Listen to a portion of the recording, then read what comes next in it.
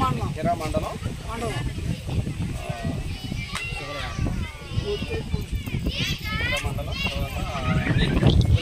సుబలయ RR ఈ కాలనీలో ఉన్నటువంటి నా రక్త బంధువులైనటువంటి యానాది సోదరులకు నా యొక్క జై భీమ్ జై భీమ్ జై భీమ్ జై భీమ్. ఎప్పుడన్నా విన్నారా ఈ మాట? జై భీమ్ అనే మాట ఎప్పుడన్నా విన్నారా? సరే, ముందుగా నా గురించి నేను చెప్పాను. నా పేరు రాచగిరి మధు. రాచగిరి మధు నా పేరు. నేను గవర్నమెంట్ స్కూల్లో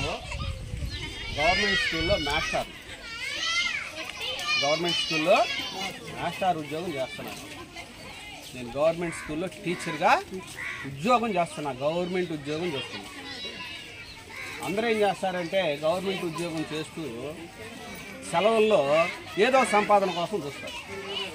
ఏదో ప్రైవేట్ పెట్టుకుంటే డబ్బులు వస్తాయి, ట్యూషన్ పెట్టుకుంటే రావా, ఇంకొక ఏదైనా వ్యాపారం చేసుకుంటే డబ్బులు వస్తాయిగా. నేను చిన్నప్పటి నుంచి కూడా చదువుకునేటప్పటి నుంచి యానాదుల్లో బాధలు పడతాం చూస్తూ ఉండేవాడిని. ఆ బాధలు నేను కూడా అనుభవించేవాడిని. ఎలకలు పట్టాను, చేపలు పట్టాను, పొలం పనులు చేశాను.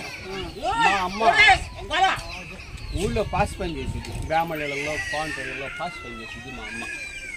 మా నాన్న చేపలు పట్టింది. మా నాన్నగారు రాచగిరి వెంకటేశ్వర. మా అమ్మ యాకసిరి వెంకటరత్నం. మా అమ్మ వాళ్ళ ఇంటి పేరేంటి? యాకసిరి. నా భార్య ఇండ్ల ప్రసన్న. నా భార్య పేరు, వాళ్ళ ఇంటి పేరు ఇండ్ల. ఓకేనా? మా అమ్మ తమ్ముళ్ళు అంటే మేనమామలు యాకసిరి వారు. మా నాన్నకి మేనమామలు బొజ్జావాళ్ళు. మా నాన్నగారికి మేనమామలు బొజ్జావాళ్ళు అయితే నాకు మేనమామలు యాకసిరి వాళ్ళు. మా తమ్ముడు కూడా యాకసిరి అమ్మాయిని చేసుకున్నాడు. మా అన్న రాపూర్ అమ్మాయి చేసుకున్నాడు.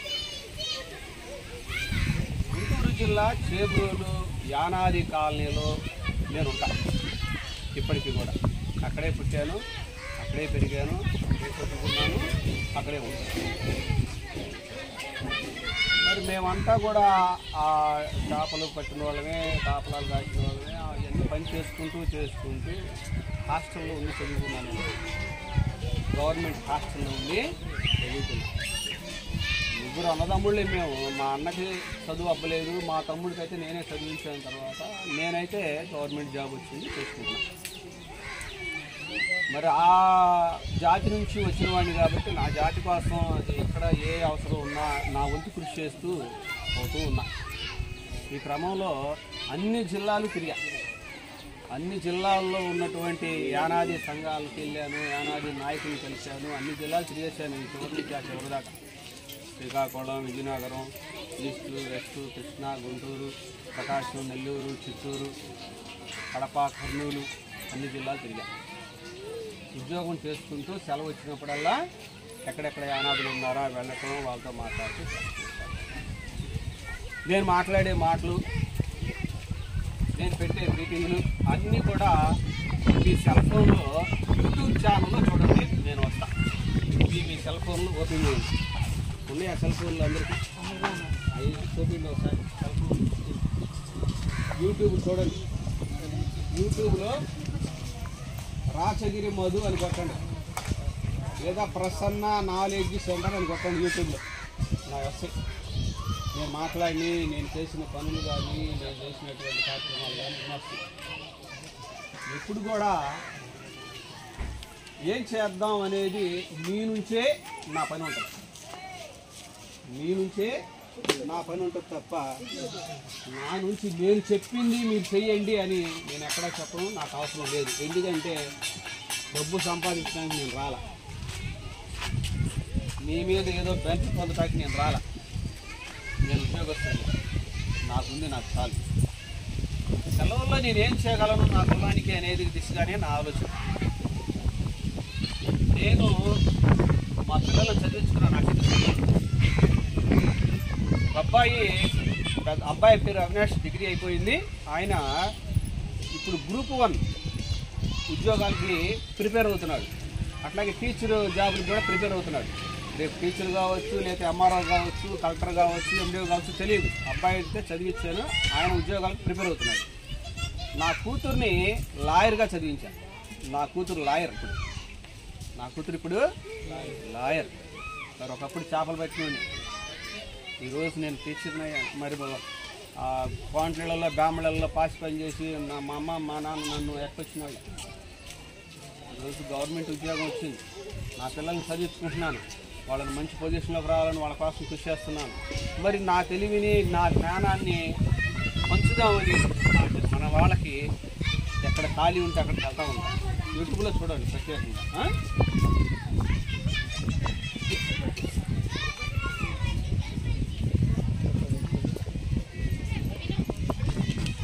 ఎవరో తెలుసా మీకు? నేనెవరో తెలుసా?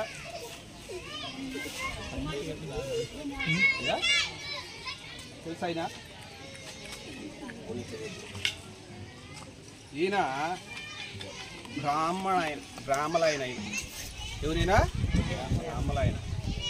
వెన్నెల కంటే రాఘవయ్య. విన్నారా ఎప్పుడన్న పేరు? వెన్నెల కంటే రాఘవయ్య. ఈయన ఒక బ్రాహ్మలాయన. 1927 సంవత్సరంలో, ఎప్పుడు 1927 అప్పుడు ఈ బ్రాహ్మలాయన నెల్లూరులో ఉండేవాడు. ఈయన వెన్నెల కంటే రాఘవయ్య. ఈయన ఏం చేశాడంటే, అప్పుడు అంతకుముందు ఎస్సీలు ఉండేవాళ్ళు. వాళ్ళకి ఎస్సీలు అంటే అప్పుడు ఆ రోజుల్లో హరిజనులు అనేవాళ్ళు. వాళ్ళు అంటే మాల మాదిగా వాళ్ళనే. వాళ్ళ కోసం ఈయన పనిచేస్తుండేవాడు. ఈయన వాళ్ళ కోసం ఈయన కూడా లాయరే. నెల్లూరులో వాళ్ళ కోసం పనిచేస్తుండేవాడు. వాళ్ళకి కావాల్సిన సమస్యలు చెబుతుండేవాడు. 1927లో ఒక తుఫాను వచ్చింది. ఆ తుఫాన్లో రైలు కట్టమ్మటి, చెట్లమ్మటి, పుట్టలమ్మటి, రైలు కట్టలమ్మటి కానీ, చెట్లమ్మటి కానీ, కాలువలమ్మటి, చెరువులు గట్టల్లో కుప్పలుగా పడిపోయి ఉరుగుతున్నారంట చలికి. బట్టలు లేకుండా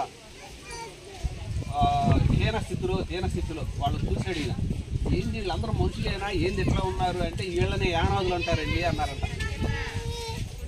యానాదులు అంటే ఇంత అమాయకంగా ఉన్నారా, ఇంత ఇదిగా ఉన్నారా, ఇంత లేమిగా ఉన్నారా, అయితే వీళ్ళ కోసం నేను పనిచేయాలి కదా అని చెప్పేసి అప్పటి నుంచి యానాదుల కోసం పనిచేయటం మొదలుపెట్టాడు ఈయన. ఎందుకంటే రాఘవయ్య 1927 ఆ రోజు నుంచి యానాదుల కోసమే స్కూల్స్ పెట్టాడు. యానాదుల్లో కొంతమందిని, అయ్యా నువ్వు రాయా నా అమ్మడి తిరుగురా అని చెప్పేసి వాళ్ళని లీడర్లుగా తయారు చేశాడు. ఒక్కొక్క జిల్లాకి ఒక్కొక్క లీడర్ని తయారు చేశాడు ఈయన. అయ్యా మీరు యానాదుల కోసం మీ జిల్లాలో జరుగుతున్నటువంటి సమస్యలు నా దృష్టికి తీసుకురండి అన్నాడు. ఆయన అన్ని సంఘాలు తిరిగాడు. యానాదులందరిని ఒక పాడు తీసుకొచ్చాడు. యానాదుల కోసం బాగా పనిచేసినటువంటి వ్యక్తి వెన్నెల కంటే రాఘవయ్య గారు. ఒకసారి మనం వెన్నెల కంటే రాఘవ గారికి మొట్టమొదటిగా యానాది అనేటువంటి కులాన్ని వెలుగులో చేసినటువంటి ఒక గొప్ప మహానుభావుడు వెన్నెల కంటే రాఘవయ్య గారు. ఈ వెన్నెల కంటే రాఘవయ్య గారు ప్రత్యేకంగా మన కోసమే యానాదులు అని ఒక పుస్తకం రాశాడు. ఈయన పెద్ద పుస్తకం రాశాడు, యానాదులు అని. యానాదులు పుట్టుకేంది, వాళ్ళు ఎక్కడ పుట్టారు, ఏ పనులు చేస్తారు, ఎక్కడెక్కడ ఉన్నారు, ఏ ఊర్లు వెళ్ళారు, ఎక్కడెక్కడ నివాసం ఉంటున్నారు అనే పెద్ద పుస్తకం రాశాడు. యానాదుల కోసమే పనిచేస్తున్నాడు. కాబట్టి ఆ రోజుల్లో మహాత్మా గాంధీ గారు కానీ, నెహ్రూ గారు కానీ, వీళ్ళందరూ కూడా ఏంటి రాఘవయ్య గారు అని అంటే, ఈ యానాదులు అనేవాళ్ళు ఒకళ్ళు ఉన్నారంటే వీళ్ళని పోలీసులు చిన్న వాటికే జైలు వేస్తున్నారు. యానాదులు చీటాకు చట్టం అని ఒకటి ఉండేది. అంటే యానాదులు ఈ ఊరు నుంచి ఇంకో ఊరును పోవాలంటే ఇక్కడ మున్సిపు గారు, కరణం గారు, ఆ ఊరి పెద్ద ఒకటి రాసి ఇవ్వాలి. ఆయన ఇదిగో ఈయన పేరు ఇగో ఇది ఈయన పేరు నాగభూషణం. ఈ నాగభూషణం చారార కాలనీకి చెందిన వాడే, యానాది కులస్తుడే, నాకు తెలిసిన వ్యక్తే. ఈయన మీ ఊరు వస్తున్నాడు అని ఒక కాగితం రాసి ఈయన జేబులో పెట్టాలి. ఆ కాగితం జేబులో పెట్టుకొని ఆ ఊరికి పోవాలి. ఆ ఊరిలోకి వెళ్ళినప్పుడు ఆ ఊరిలో వాళ్ళు ఎవరయ్యా నువ్వంటే కాగితం చూపించాలి. పొరపాటు నేను కాగితం పోగొట్టుకున్నాడు అనుకో, ఎవరయ్యా నువ్వంటే నేను నాగభూషణాన్ని, నేను యానాది కులవాడిని అనగలనే. ఏ దొంగతనానికి వచ్చేవారు నువ్వు ఇక్కడ ఈ లోపల నేను జైలు వేసేవాళ్ళు. ఇక మాటలు లేవు, జైలు వేసేవాళ్ళు, కొట్టేవాళ్ళు. ఇది కాగితం పోగొట్టుకున్న పాపానికి. అందువల్ల ఎక్కడికి వెళ్ళినా కానీ కాగితం ఆ ఊర్లో పెద్ద దగ్గర రాసుకుని పోవాలా. దాన్నే సీ ట్యాగ్ అనేవాళ్ళు. అంటే C tag, city act. City act అంటే బ్రిటిష్ వాళ్ళు పెట్టారు. వీళ్ళు దొంగలు, వీళ్ళని అర్థం చేయండి అని. పాపం ఆ రోజుల్లో కూడా ఆ బ్రిటిష్ వాళ్ళకి కూడా ఏం తెలుసు, ఇక్కడ ఉన్నటువంటి ఈ లోకల్లో ఉన్నటువంటి పెద్ద మనుషులే వీళ్ళని దొంగలుగా చిత్రీకరించారు. బ్రిటిష్ వాళ్ళు ఏం చేశారు, వీళ్ళ దొంగలను రాశారు, మనం అలా చేశారు. దాన్ని బద్దలు కొట్టాడు ఈయన.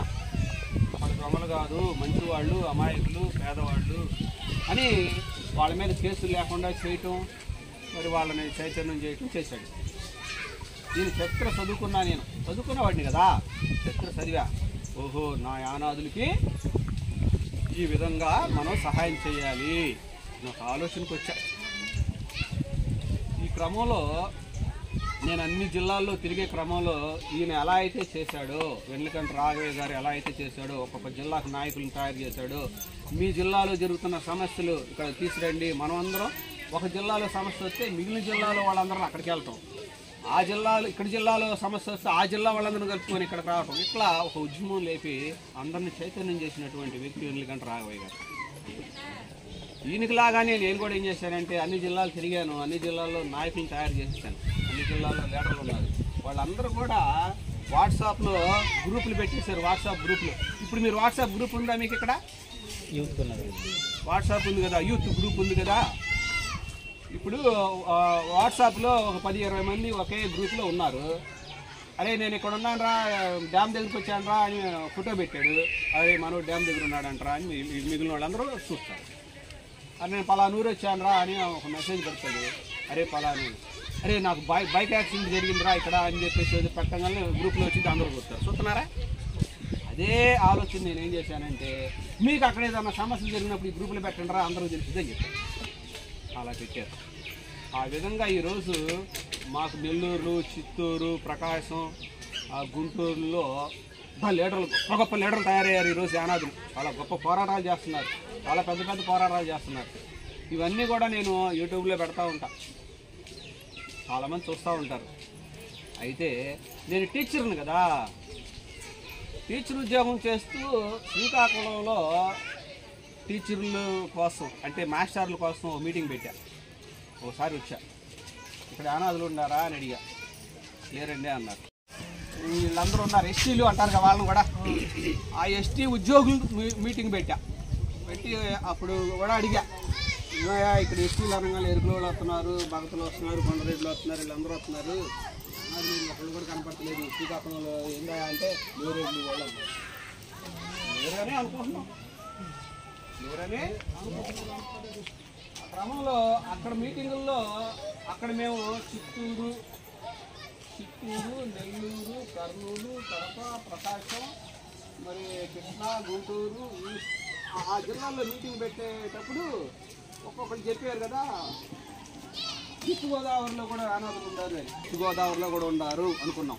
తర్వాత వెస్ట్ గోదావరిలో కూడా ఉన్నారని తెలిసింది. వాళ్ళని కూడా అంటే రాజమండ్రి ప్రాంతాలు వాళ్ళని కూడా ఒకసారి మీటింగ్ తీసుకొచ్చి కలుపుకున్నాం, మీటింగ్ పెడతా ఉన్నాం. ఇప్పుడు మేము అనుకుంటున్నాం ఏంటంటే శ్రీకాకుళంలో యానాదులు లేరు, విజయనగరంలో యానాదులు లేరు, విశాఖపట్నంలో యానాదులు లేరు అనుకున్నాం. ఆ తర్వాత కొన్నాళ్ళకి ఏం జరిగిందంటే విశాఖపట్నంలో కూడా ఉన్నారు. ఎక్కడున్నారంటే స్టీల్ ప్లాంట్ దాంట్లో అది ఉంది, పెద్ద స్టీల్ ప్లాంట్ ఖర్చులోకి రాలా. అయితే వీళ్ళు ఏం చేస్తున్నారు, ఉద్యోగులు అక్కడి నుంచి రాగానే మమ్మల్ని అక్కడ లోపల పని కూడా ఆపుతారన్నమాట. మనమే చూసుకుంటున్నారు. అంటే ఇక్కడ ఉద్యోగాలు చేస్తున్నాం మనమే చూసుకుంటే మరి గ్రౌండ్లో ఉన్నటువంటి అనాథులు ఎవరు పట్టించుకోవాలా ఈ ఆలోచన నాకు. అందుకని ఇంకా లోపలికి వెళ్తా ఉంటా అగరా అని అదే పనిలో ఉన్నాను నేను, ఇంకెక్కడెక్కడ ఉన్నారా అని. ఈ క్రమంలో మొన్న నేను అడుగుతూ ఉండేవాడిని మా పెద్దవాళ్ళని, శ్రీకాకుళం విజయనగరం అటు అడవుల్లో లేరా మనవాళ్ళు అంటే, ఉండొచ్చు కానీ వెలుగులోకి రాలేదయ్యా అనేవాళ్ళు. ఉండొచ్చేమో అనేవాడు మా తాత మా నాన్న కూడా అంటే ఉండేవాడు, ఉండొచ్చు కానీ రాలేదయ్యా మరి వెలుగు అనేవాళ్ళు. తర్వాత హైదరాబాద్లో నుంచి ఒకసారి వెలుగులోకి వచ్చారు మన వాళ్ళు. హైదరాబాద్ పోయాం, హైదరాబాద్లో కూడా ఉండారు. అక్కడ ఉన్న వాళ్ళందరిని కలిసి మాట్లాడి అక్కడ వాళ్ళతో కూడా మళ్ళీ కలిపాం, అక్కడ వాళ్ళందరం కలిపాం. అక్కడ కూడా అంతా ఉద్యోగస్తులే ఉన్నారు హైదరాబాద్లో, వాళ్ళందరితో కూడా వాళ్ళని వీళ్ళందరూ కలిపాం. ఇట్లా తిరుగుతున్నాము. ఒకరోజు ఈ పోయిన నెలలో తిరువూరు, కృష్ణా జిల్లా తిరువూరులో మన కోట్లూరి జాన్ వెస్లీ గారు ఉన్నారు, పాస్టర్ గారు. తెలుసా మీకు ఎవరికన్నా ఇక్కడ? ఆయన ఒక 100 చర్చిలు పెట్టాడు యానాదుల నీళ్ళల్లోనే. పెద్ద లీడర్లు తయారు చేశాడు ఆయన, పెద్ద లీడర్లు తయారు చేశాడు ఆయన. ఎంతోమందికి అన్నం పెడుతున్నాడు, సేవ చేస్తున్నాడు. చాలా గొప్ప వ్యక్తి. ఆయన కూడా గవర్నమెంట్ డిగ్రీ కాలేజీలో ప్రిన్సిపల్. నేను ఇంకా చిన్న ఉద్యోగస్తుడే, ఆయన ఇంకా చాలా పెద్ద ఉద్యోగస్తుడు. ఆయన కూడా కులం కోసం ఇలా చేస్తున్నాడు తెలిసింది. వెళ్ళి ఆయన దగ్గరికి ఆయన ఏం చేశాడంటే, దాదాపు ప్రేయర్ చేసుకుంటున్నారు ఆ చర్చిలో పెద్దది. ఆ చర్చిలో ప్రేయర్ చేసుకునే క్రమంలో నేను వెళ్ళాను, నన్ను రమ్మన్నాడు. అక్కడ అందరి ముందులో ప్రార్థన అయిపోయిన తర్వాత ఆయన ఏం చేశాడంటే నన్ను పిలిచి అంతమందిలో కుర్చీ చేసి నాకు శాలువా వేసి దండలు వేసాడు. సార్ అన్న, వాళ్ళందరూ ఆశ్చర్యపోయారు. ఏంటండి 25 సంవత్సరాల నుంచి ఇక్కడ చర్చి నడుపుతున్నాడు సార్ గారు, మరి ఎవరిని మాకు ఇలా పరిచయం చేయలేదు, ఎవరి గురించి ఇంత గొప్పగా చెప్పలేదు, మీ గురించి ఇలా చెప్తున్నారు అని అక్కడ ప్రజలు అడిగారు.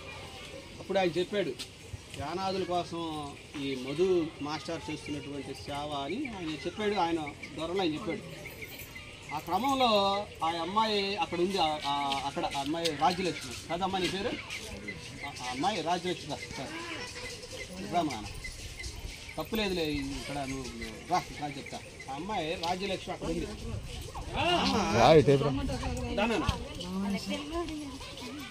వచ్చింది, వచ్చి సార్ నేను ఇక్కడ ఆంజనేయపురం యానాదుల అబ్బాయి చేసుకొని ఇక్కడే ఉంటున్నాను సార్, మాది శ్రీకాకుళం ఉంది.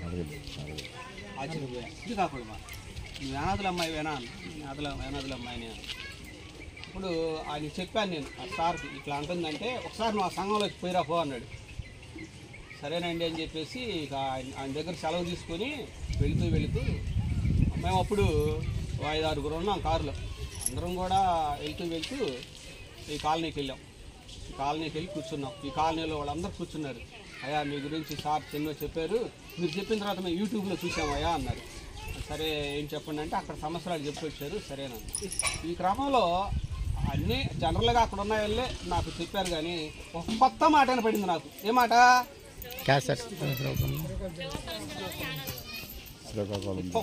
అక్కడ వాళ్ళు చెప్తున్న సమస్యలన్నీ నేను ఆల్రెడీ విన్నాయే, కానీ ఒక కొత్త మాట పడింది నాకు ఈ అమ్మాయి ద్వారా.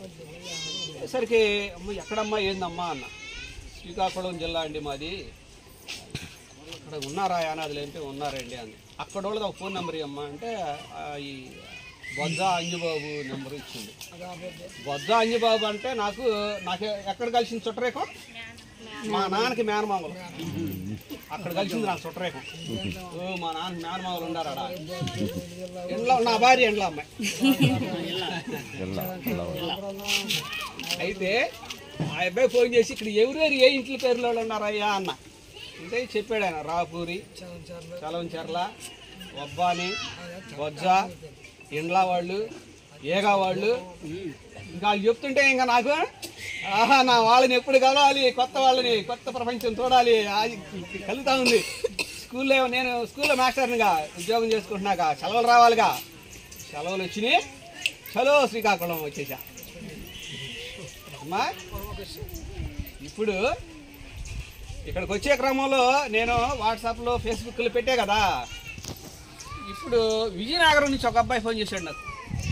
సార్ విజయనగరంలో కూడా యానాదులు ఉన్నాం సార్ మీకు తెలుసా అన్నాడు. నాకు తెలియదు అన్న. మీరు రండి సార్ మా ఇంటికి అంటున్నాడు. వాళ్ళ నాన్న వాళ్ళకి వాళ్ళందరికీ చెప్పాడంట. నా వీడియోలోని చూపించాడంట అక్కడ. నేను ఇంతవరకు ఆ ప్లేస్ చూడలే ఎప్పుడు. సరే నేను ఇక్కడ ఉన్నానయ్యా సార్ ప్లీజ్ సార్ వచ్చేటప్పుడు రండి సార్ అన్నాడు. వస్తానన్నా. ఇప్పుడు నేను బయలుదేరితే విజయనగరం వెళ్తా.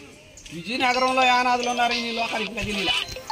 శ్రీకాకుళంలో యానాదులు ఉన్నారని లోకానికి తెలియలే. ఆల్రెడీ నిన్న మెసేజ్ పెట్టేశా. శ్రీకాకుళం నేను వచ్చాను, ఇక్కడ యానాదులు ఉన్నారు, ఇక్కడ యానాదులతో నేను మాట్లాడుతున్నాను అని మిగిలిన జిల్లాల్లో ఉన్న యానాదులందరికీ చెప్పేశా. వెళ్ళిపోయింది వార్త వెళ్ళిపోయింది. ఎన్ని జిల్లాలకు వెళ్ళిందో తెలుసా? ఇక్కడ నేను ఉన్నాను కదా, అన్ని జిల్లాలకి వెళ్ళిపోయింది. రాచగిరి మధు మాస్టర్ గారు శ్రీకాకుళం జిల్లా యానాదుల దగ్గర ఉన్నాడు, మాట్లాడుతున్నాడు అని అన్ని జిల్లాల్లో ఉన్న యానాదులకి చెప్పేశాను. వెళ్ళిపోయింది. అంతేకాదు పోలీసులకి వెళ్ళింది, పెద్దలకి వెళ్ళింది, గవర్నమెంట్కి వెళ్ళింది, ఇంకా మిగిలిన వాళ్ళకి కూడా వెళ్ళిపోయింది. వెళ్ళాల్సింది కూడా, వెళ్ళాలి కూడా. యానాదులు ఉన్నారనే విషయం ముందు యానాదులకు తెలియాలి, తర్వాత పక్కన వాళ్ళకి కూడా తెలియాలి కూడా కదా. తర్వాత ఇప్పుడు నేను ఎప్పుడో వద్దాం అనుకున్నా, ఆయన చెప్పాడు మా చెల్లెలు పెళ్ళి ఉందండి అని వాట్సాప్ పెట్టాడు. సరే పెళ్ళి అంటే ఇంకా చుట్టుపక్కల ఉన్న యానాదులు అందరూ వస్తారు కదా, ఇంకా పక్కన ఊర్లోళ్ళు, ఆ ఊర్లోళ్ళు, ఈ ఊర్లోళ్ళు, అందరూ ఊర్లో వాళ్ళని కూడా కలిసినట్టుగా ఉంటుంది కదా అని చెప్పేసి నాకు అనిపించింది. అందుకని నిన్నే వచ్చాను. నిన్న ముందు రోజే వచ్చాను. నిన్న ముందు రోజు వస్తే కొంచెం పరిచయం అవ్వాలిగా, మొహం తెలియాలిగా, అందరికీ అలవాటు అవ్వాలిగా. మన వాళ్ళకి ఫస్ట్ వెనకాలోచన ఉంటుందిగా, ఎప్పుడైనా వెనకాలోచన సహజమే కదా, అది సహజమే, అది మన రక్తంలోనే ఉంది.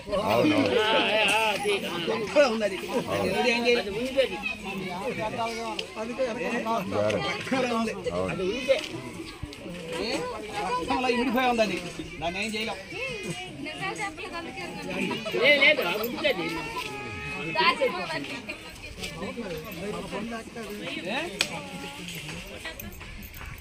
మనం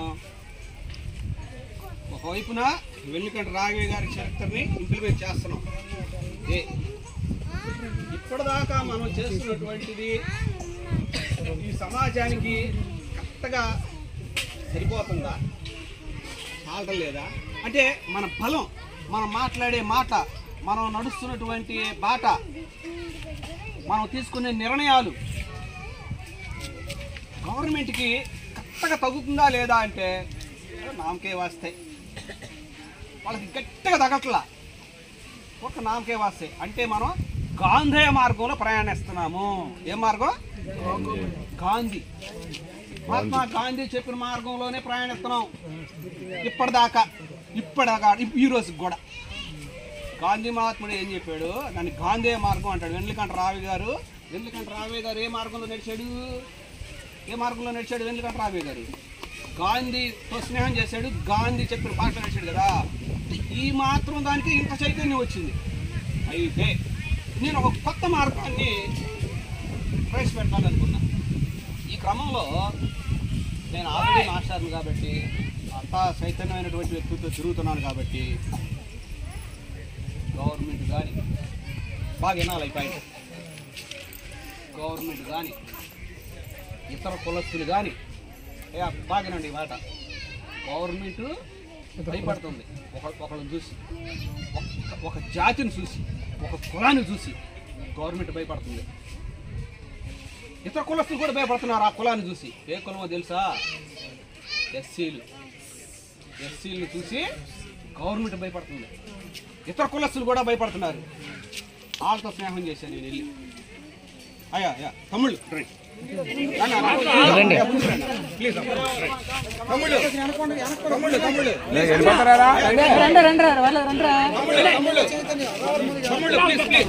అయ్యా తమ్ముడు రండి అన్న,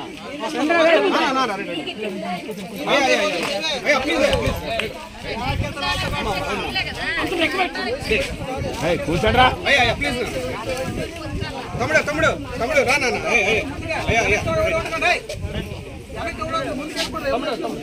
నాకు అనుకుంటున్నావు భయం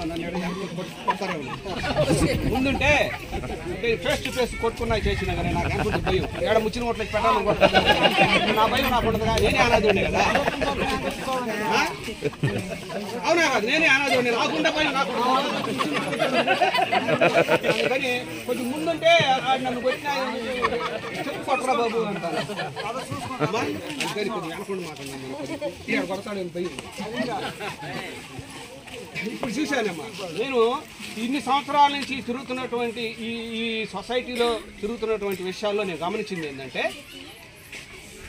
ఇప్పటిదాకా గాంధీ చెప్పిన మార్గము ఎందుకంటే రాఘవయ్య చెప్పినటువంటి మార్గం వెళ్ళాను మన వాళ్ళకి అప్పచెప్పాను మన వాళ్ళు చేస్తున్నారు కూడా సక్సెస్ అవుతున్నాం కూడా అయితే ఇంకా ఏదో లోటు నాకు యానాదులు శక్తి ముందు యానాదులు ఎక్కువ జనం ఎస్టీలు అంటే ఎరుకులోళ్ళు అంటారు కదా ఎరుకులోళ్ళు జనం తక్కువే ఎస్టీలు అంటే ఇంకే బగతోళ్ళు వాళ్ళు తక్కువే ఎస్టీలు ఇంకా ఎవరు ఉన్నారు సవర్లు వాళ్ళు తక్కువే జనం ఓయోళ్ళు జనం తక్కువే జనం తక్కువ మరి ఇంకా ఎస్టీలు అంటే చాలా మంది ఉన్నారు కులాలు వాళ్ళందరూ జనం తక్కువ యానాదులు మాత్రం ఈ చివరి నుంచి ఆ చివరి దాకా దాదాపు 10-11 లక్షల మంది జనం ఉన్నాం మనం యానాదులు ఇన్ని లక్షల జనం ఉండి కూడా మనం భయపడుతున్నామా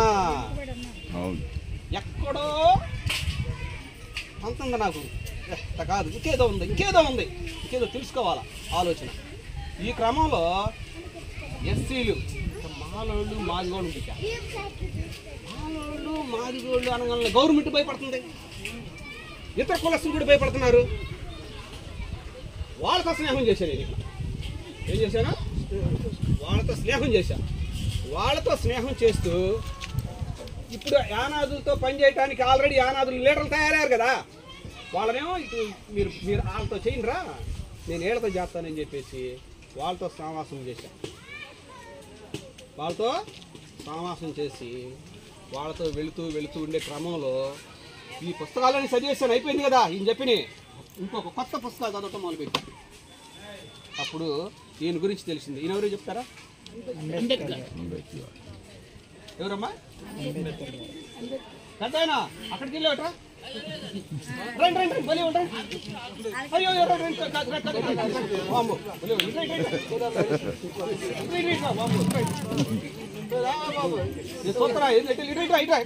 ఇంటి కుర్చీలో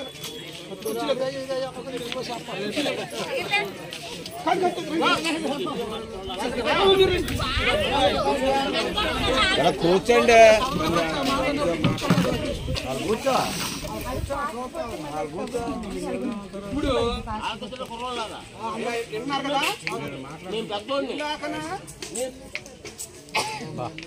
మీరు పోయిన తర్వాత ఒకప్పుడు నంబూరు శ్రీరాములు గారిని మీరు పుట్టలేదు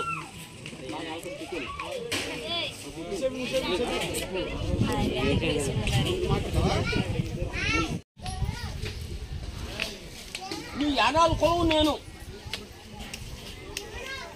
నంబూరు శ్రీరాము అని నేను టీవీలో చూశాను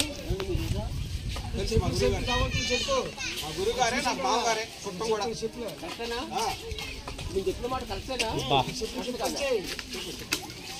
ఆయన వచ్చాడు ఆయన వచ్చి ఎక్కడపాలు కుర్రోడిని నడిచాడు కుర్రోడిని కాదు మీలాగా ఇప్పుడు ఈ వయసు కుర్రోడిని నేను ఆయన వచ్చి మన ప్రోగ్రాంలు ఆడేవాళ్ళు ఏనాదంటే గుంటూరు జిల్లాలోనూ ఎలకలు పట్టుకొని గుడిని తోడుకొని 5 పెట్టేసేవాళ్ళు ఈ ఏరియాలో విశాఖ జిల్లాలోను ఈ జిల్లాలో 3 జిల్లాల్లోనూ ప్రోగ్రాంలు ఆడుకొని డోలకులు పడుతున్న ప్రోగ్రాంలు ఆడుకొని డ్యాన్స్ చేస్తూ బతికేవాళ్ళు ఏమా కళాకారులై అలాంటప్పుడు ఆ నంబూరు శ్రీరాములు గారు వచ్చారు వచ్చి నేను అనాథుడిని మీరు నక్కల బాగోసులు ఆడుతున్నారు ఆ బాగోసులు ఇది ఆడుతున్నారు డ్యాన్స్ లెక్కలు చేస్తున్నారు పెద్దోళ్ళతో చెప్పాడు నేను కుర్రోడిని తెలుసుకోలేదు వయసు వచ్చింది ఆ వయసు మామూలు ఏమన్నారు పెద్దోళ్ళు నేను మాట్లాడి అయిపోయింది నేను మాట్లాడతా కుర్రోళ్ళతో పెద్దవాడిని